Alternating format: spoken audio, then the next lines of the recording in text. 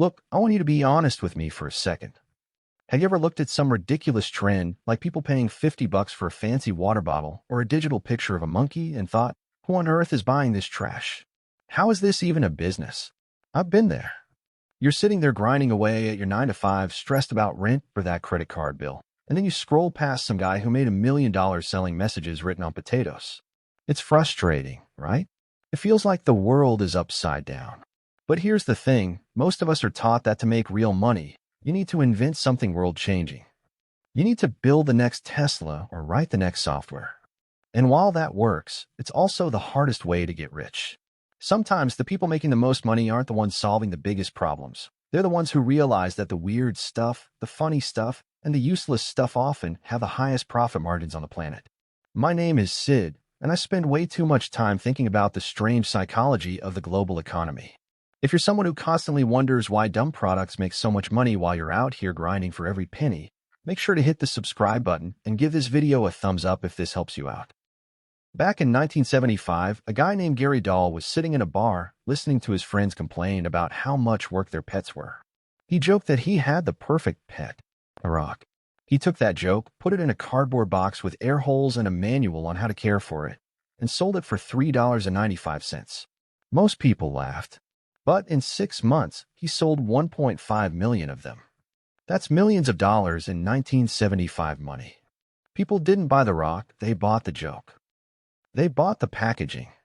They bought a bit of humor. Gary understood that if you can make someone smile, you can open their wallet. Then you have Beanie Babies. In the 90s, Ty Warner turned stuffed animals into a blood sport. How? By using artificial scarcity. He'd retire certain models without warning. Suddenly, a $5 toy was worth $500 on the secondary market because collectors were terrified they'd miss out. It's a classic example of loss aversion. The psychological pain of losing out on something is twice as powerful as the joy of gaining it. He weaponized FOMO before the internet even made it cool. And then there is Airbnb. Now it's a household name, right? A $100 billion company. But back in 2008, it was weird. The idea was, hey, why don't you let a complete stranger sleep on an air mattress in your living room? It sounded like a horror movie premise. Investors hated it. The founders were so broke, they literally bought bulk boxes of generic cereal and rebranded them as Obama O's and Captain McCain's just to raise enough cash to keep the server running. They took a social taboo, trusting strangers, and built a multi-billion-dollar platform on the back of it. Here's what most people don't realize. Success isn't about having a good idea. It's about having a sticky idea. A good idea is a generic grocery store. A sticky idea is something that gets people talking, even if they're laughing at you. But we aren't done. We've looked at rocks, stuffed toys, and air mattresses. But what happens when you turn a backwards robe into a lifestyle or convince people to pay for the privilege of breaking things in a room? We're getting into the really high-margin stuff next. This is where it gets really interesting. Many of these billion-dollar empires didn't start with a boardroom plan. They started as a side hustle, a joke, or a desperate attempt to pay rent. Take the Snuggie. Remember that? It was a blanket with sleeves. Basically, a robe worn backward. When it launched, the internet roasted it. It was the butt of every late-night joke. But here's the kicker, being a meme was the best marketing they ever got. They didn't try to be high fashion. They leaned into the ugly but cozy vibe.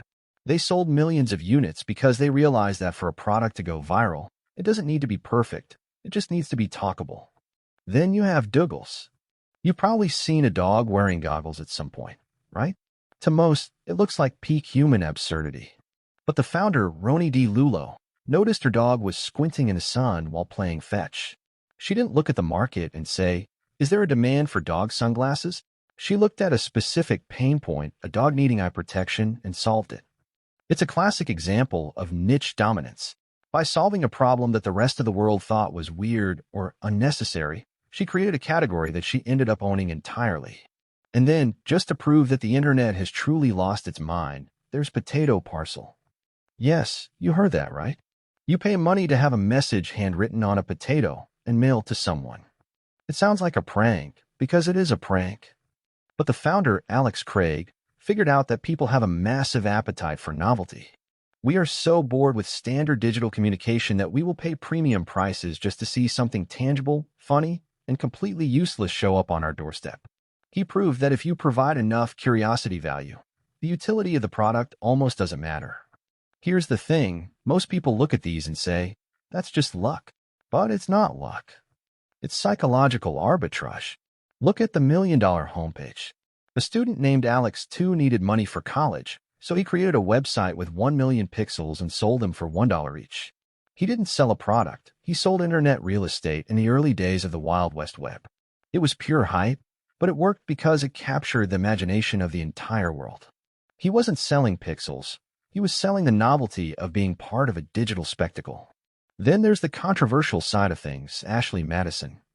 Whether you agree with the service or not, from a business perspective, it's a masterclass in polarizing marketing. They didn't try to appeal to everyone. They built a brand that thrived on being a magnet for controversy. They used the us against the world narrative to build an incredibly loyal user base. When you build a business that people have to talk about, even if they're whispering, you save millions on advertising. Finally, consider rage rooms. You pay money to go into a room, put on a helmet, and smash printers and plates with a baseball bat.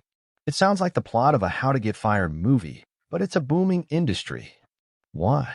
Because we live in a high-stress digital world where we rarely get to use our hands to release frustration. They're selling a physical experience to solve a psychological problem. Are you seeing the pattern here? None of these businesses are normal. They don't look like your standard corporate strategy. But they all have one thing in common.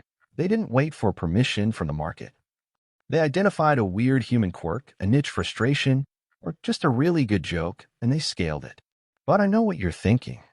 That's great, but I'm not a professional rock seller.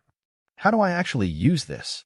That's the most important part, because if you don't have a framework to turn these weird ideas into actual cash flow, you're just a guy with a funny idea and a broken bank account.